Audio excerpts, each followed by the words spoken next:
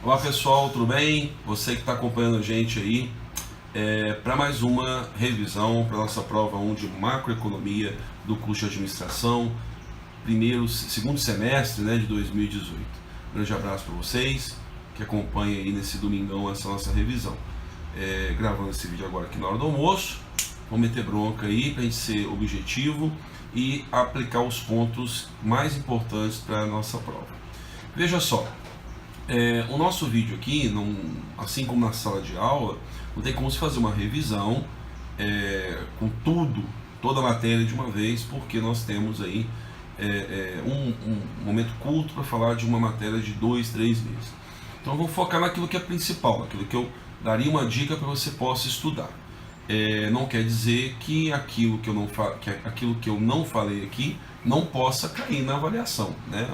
A matéria que é dali dada está lá no SIGA, está na nossa programação de aula. Você vai pegar essa programação do SIGA e vai ver ali, vai até taxa de câmbio, os capítulos corretos do livro, não tem erro não, você vai acompanhar comigo aqui. E aqui do lado eu vou pondo aqui também os capítulos que nós estamos falando, que é importante falar. Vamos lá então, começando então. Primeiro tema 1 aqui, nós falávamos do que é macroeconomia, a importância da macroeconomia.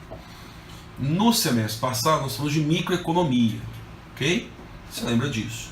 A microeconomia era o estudo de um determinado mercado, a microeconomia era o estudo de um determinado produto, de um determinado restrito a um mercado específico, restrito a uma empresa, um pequeno conjunto de empresas.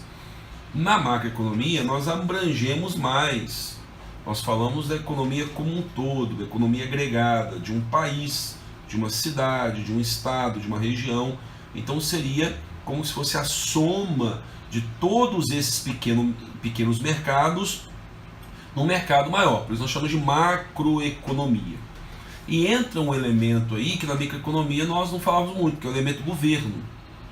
Então lembra lá, a microeconomia é o ambiente interno da empresa, o ambiente interno do mercado, oferta e demanda de um produto, oferta e demanda de um mercado. Aqui não, estou falando de um ambiente macro, a qual nós não temos muito controle sobre ele, não temos muito domínio sobre ele, ok? Então, ambiente macro, não temos domínio. E aí envolve uma outra figura, que é a figura do governo. O governo entrou na brincadeira agora. Ele não estava e agora entrou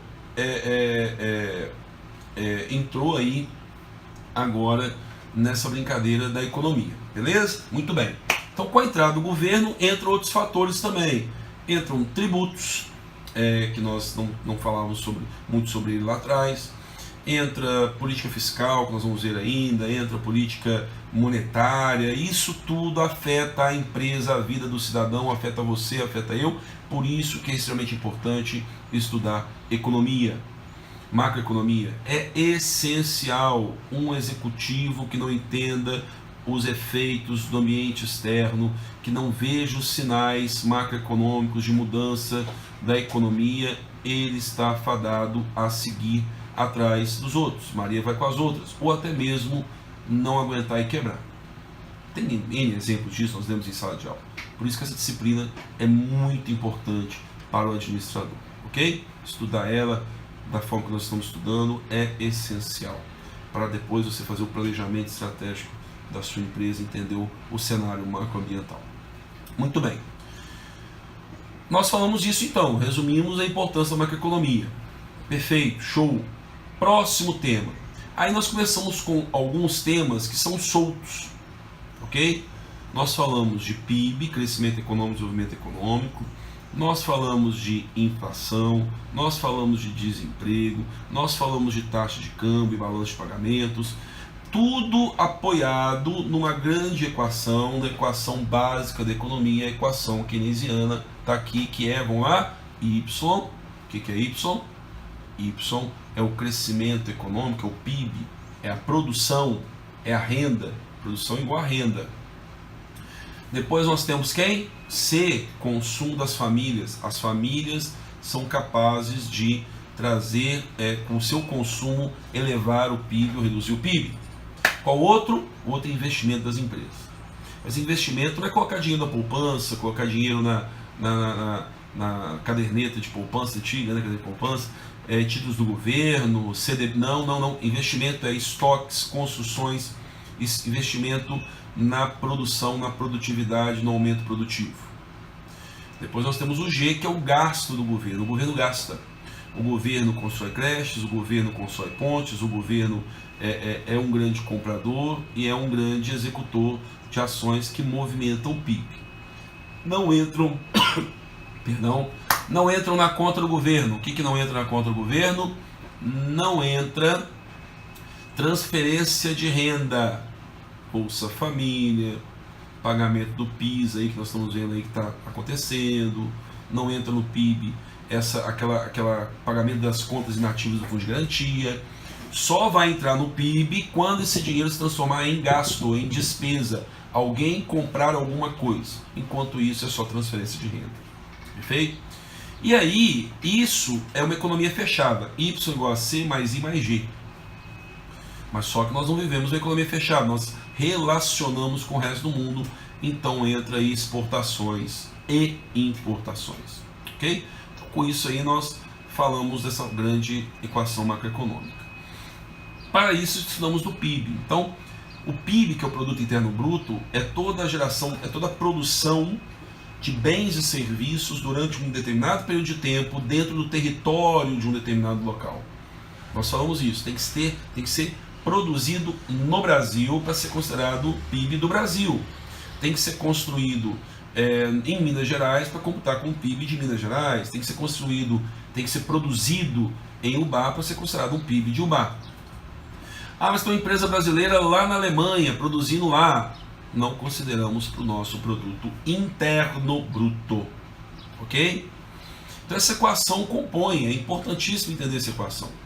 E ali tem algumas identidades, nós passamos em sala de aula, que tudo que é produzido é a mesma coisa que renda, então o Y da produção é o mesmo Y da renda, e que renda disponível é aquilo que é produzido e nós podemos utilizar, porque aí tem que ser descontado os tributos, a renda disponível desconta os tributos financiam o governo, e quem financia as empresas? A poupança das famílias. Depois vamos ver que o investimento externo também financia o investimento das empresas. Essas identidades são importantes para a gente poder entender como que funciona a dinâmica econômica, ok? E algo importantíssimo, nós estamos em sala de aula. Qual que é a diferença entre crescimento econômico e desenvolvimento econômico? Eu posso ter um país que cresce, um país que está aí a 10% ao mês crescendo e que não tenha qualidade de vida para a sua população. Não tem saúde, não tem educação, a população morre cedo, as doenças mais básicas assolam a sociedade. Ou seja, não importa eu ter crescimento se não há o desenvolvimento econômico. Para que haja desenvolvimento econômico é importante ter distribuição da renda. A renda não pode, todo o que o país gera de produção, de riqueza, não pode ficar na mão de poucas pessoas. Tem que ser distribuído. Por isso que a renda per capita não é ela sozinha um indicador de distribuição de renda, de qualidade de vida. Eu preciso ter saúde, educação, as pessoas têm que estar vivendo mais felizes, com mais qualidade. Então o país cresce para desenvolver. Não há desenvolvimento sem crescimento econômico. Perfeito? Então fechamos aí a questão do PIB, várias discussões, vimos em sala de aula. Lembrando que isso aqui é um rápido discussão, ok? Vamos falar ainda nesse vídeo de inflação, parte 1. Depois nós vamos falar das outras duas, desemprego e taxa de câmbio, na parte 2 desse vídeo, para o vídeo não ficar muito longo para subir no YouTube. Inflação. O que é inflação? Aumento generalizado de preços em um determinado período. Minha mãe foi no supermercado e viu que o tomate subiu. É inflação? Não, porque o tomate pode ter subido e demais produtos da cesta de compra dela ter caído. E no final das contas, ela comprou até mais barato. Inflação, aumento generalizado de toda uma cesta de produtos. Então, pego todos os produtos, jogo uma cesta, faço uma média ponderada e se no final eu tiver aumento, sim, eu falo que tem inflação. Inflação é ruim? Não. Inflação em pequenas unidades controladas é positiva, significa que está havendo crescimento econômico. A economia cresce, a inflação aparece, fato normal. O que eu não posso ter? Uma inflação descontrolada como nós tivemos no passado com a hiperinflação. Não é possível, não podemos ter. Outra coisa que é ruim, deflação. Se tem deflação, é uma queda generalizada de preços. Não estamos comprando, não estamos consumindo, os preços estão caindo. É ruim deflação. Então, inflação sob controle, não é problema nenhum, é um indicador até mesmo de crescimento econômico. A economia cresce, a inflação vai devagarzinho acompanhando. Falamos sobre a hiperinflação do passado, a história do Brasil no passado. Sabemos que a inflação corrói primeiro o poder de compra do trabalhador, que não tem como se defender da inflação, porque o salário dele é fixado e reajustado de acordo com convenções coletivas, sindicatos, ou definição do governo pelo salário mínimo. Ele não consegue se defender das agruras da inflação.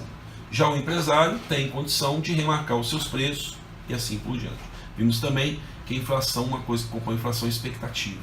Se as pessoas estão com expectativa de uma economia positiva, sólida, a inflação segue sua trajetória normal. Se estamos com medo, uma das formas de nos defendermos é aumentando o preço, o empresário aumenta o preço, ok?